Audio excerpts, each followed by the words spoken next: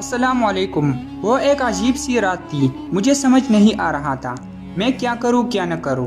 شادی کی پہلی رات تھی اور دلہن بنی بیٹی میرے بیوی نے کہا خبردار مجھے ہاتھ مت لگانا، میں کسی اور سے محبت کرتی ہوں، یہ زبردستی کی شادی ہوئی ہے اور یاد رکھو تم کچھ بھی کر لو میری محبت نہ حاصل کر پاؤ گے، نہ میں تمہیں چاہوں گی۔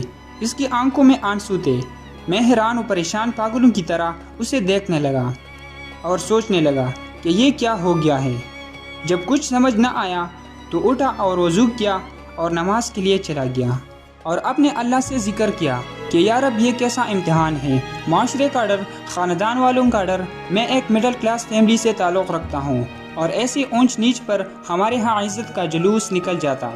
مختلف سوچیں آ جا رہی تھی کہ اگر یہ صبح گھر گئی اور واپس نہ آئی تو میری عزت کا کیا ہوگا، کیا پتہ یہ اپنے گھر میں یہ نہ کہہ دے کہ یہ نامرد ہے، اس سے شادی ختم کروا دو۔ میں نے اس سے بات کرنا چاہی مگر دل نہیں مانا کہ میں اس کی منت کروں۔ میں سو گیا، اگر اسے کسی اور سے محبت تھی تو نکاح کے لیے ہاں نہیں کرتی یا مجھے ہی بتا دیتی، میں اس سے رشتہ ختم کر دیتا، میری زندگی خراب تو نہیں ہوتی۔ میں نے شادی پر ساری جمع پونجی لگا چکا تھا۔ وہ صبح اپنے گھر چلی گئی، کوئی بات نہیں ہوئی، 3 دن تک کوئی ہلچل نہیں ہوئی۔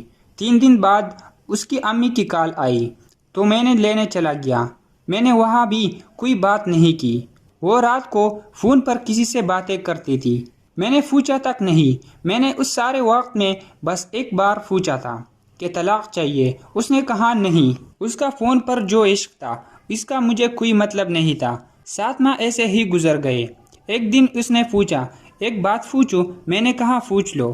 اس نے کہا کیا آپ کو مجھے دیکھ کر طلب نہیں ہوتی؟ میں نے کہا 25 سال کنٹرول رکھا تو تجھے کیا لگتا اب نہیں رکھ سکتا؟ مگر آج کی بات کچھ اور تھی۔ میرے دوست نے مجھ سے کہا کہ تمہاری بیوی کسی اور مرد کے ساتھ ہوٹل میں بیٹھی تھی، مجھے آج اس پر غصہ آ رہا تھا۔ میں نے اس کی عزت رکھی مگر اس نے میری عزت